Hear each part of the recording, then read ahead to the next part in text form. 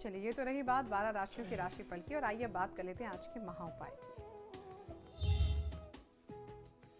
जी, आज का महा उपाय बेहद चमत्कारी है। कलयुग के देवता श्री हनुमान जी के 5 ऐसे छोटे मंत्र मैं आज आपको बताने वाला हूं कि जिनका जाप करके आप अपने जीवन की कोई भी बड़ी से बड़ी बाधा हो, बड़ी से बड़ी मुश्किल हो, आप उसको दूर कर सकते हैं, उससे आप निजात पा सकते हैं। और इस बार होली पर आप इन मंत्रों को सिद्ध करके उसका तत्काल लाभ ले सकते हैं।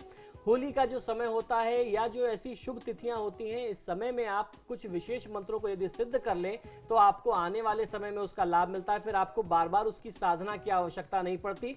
जब आप किसी गंभीर बाधा में फंस जाते हैं तो आप उस मंत्र को केवल 108 बार बैठ करके भगवान के सामने ध्यान कर लें तो आपको लाभ मिलेगा। तो जो मैं आपको आज 5 मंत्र बता रहा हूं, इनमें से किसी भी एक मंत्र को, या आप चाहें तो 5 के पांचों मंत्र को आप हनुमान जी के मंदिर में होलिका दहन की रात में जाकर के बैठ करके सिद्ध कर सकते हैं, और उसके बाद आप अपने जीवन में कष्टों की मुक्ति के लिए इन मंत्रों का प्रयोग कर सकते हैं। रुद्रावतार श्री हनुमान जी को हमारे शास्त्रों में महाबली भी पुकारा जाता है। यह उनका एक नाम है।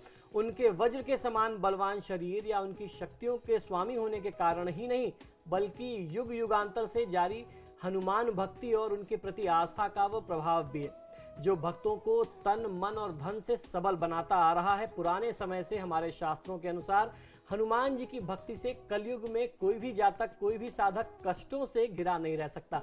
श्री हनुमान भक्ति में विश्वास और आस्था को बल देने वाले ये 5 ऐसे मंत्र मैं आज आपको बता रहा हूं जो आपके जीवन से कष्टों को दूर करेंगे। क्योंकि मानव जीवन भी उतार चढ़ाव से परिपूर्ण है, जिसमें दुख और सुख आते और जाते रहते हैं। इसलिए हर इंसान सुखों की चाहत और दुखों से बचने के लिए देवी देवताओं की उपासना करता है। ऐसे संकट, मुसीबतों और दुखों से बचने के लिए श्री हनुमान जी के ये 5 मंत्र जो हैं वो अचूक अस्त्र माने गए हैं। शनिवार के दिन श्री हनुमान जी की उपासना कर लेने से भी इन मंत्रों से आपको बहुत अच्छा लाभ मिल सकता है।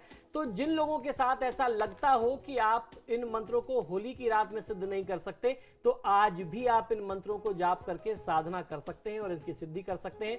क्योंकि शास्त्रों में हनुमान जी की जो भक्ति है वह ग्रह दोष शांति करने के लिए भी, खास तौर पर शनि की दशा, मंगल की दशा, राहु और केतु के दुष्प्रभावों से बचने के लिए भी बहुत ही शुभ मानी गई है। इसलिए जाने जो भी आपके कष्ट हो, जाने अनजाने जो भी आपके पाप हो गए हो, हनुमान जी के इन मंत्रों के द्वारा आप उनसे अपनी क्षमा मांग सकते हैं और उनसे अपनी सुरक्षा के लिए आप प्रार्थना कर सकते हैं। आइए अब मैं आपको बताता हूं कि इन मंत्रों की साधना विधि क्या होनी चाहिए। सबसे पहले आपको करना ही चाहिए कि शनिवार के सुबह जो है आप प्रातःकाल स्नान ध्यान से निर्वृत्त हो जाएं और अपने मन से, वचन से, कर्म से और आचरण से आपको पवित्रता का खास ध्यान रखना चाहिए।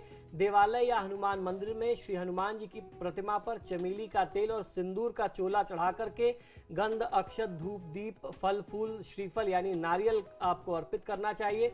उनसे आपको उनकी पूजा करनी चाहिए। गुग्गल की धूप लगा करके लाल आसन पर बैठ करके हनुमान जी के जो मंत्र मैं आपको बताने जा रहा हूं, इन मंत्रों का जाप करना चाहिए। आइए मैं अब आपको मंत्र बताता हूं। ये मंत्र इस प्रकार है। आइए मैं आपको मंत्र बताता हूं। ये मंत्र इस प्रकार है। ओम बल सिद्धि कराय नमः, ये पहला मंत्र था। ओम वज्र कायाय नमः, ये दूसरा मंत्र है। ओम महावीराय नमः, ये तीसरा मंत्र है। और चौथा मंत्र जो है वो है ओम रक्षो विध्वंसकाराय नमः, ये चौथा मंत्र रहा। और पांचवा मंत्र जो है वो है ओम सर्व रोग हराय नमः। इन मंत्र के जाप आपको यथासंभव श्री हनुमान चालीसा के पाठ के साथ करना चाहिए। यानी जब आप, जितनी भी आपकी संख्या हो, जितना आपका सामर्थ्य हो, 11 माला, 21 माला, 51 माला, जब आप इन मंत्रों का जाप कर लें, फिर उसके बाद आप कम से कम 5 या 7 हनुमान चालीसा का पाठ करें और उसके बाद हनुमान जी की धूप और दीप से आप आरती कर लें। पूजा, मंत्र, जप और तप आरती के दौरान किए जाने वाले अनजाने दोषों के लिए क्षमा प्रार्थना करनी चाहिए। वो बहुत ज्यादा अनिवार्य होता है। हर प्रकार की परेशानियों और चिंता मुक्ति के लिए आपको कामना करनी चाहिए। धार्मिक मान्यता है कि श्री हनुमान जी के इन 5 मंत्रों के असर से रोग, शोक, दोष का अंत हो जाता है। आपके जीवन में किसी भी प्रकार की बाधा फिर नहीं रह जाती।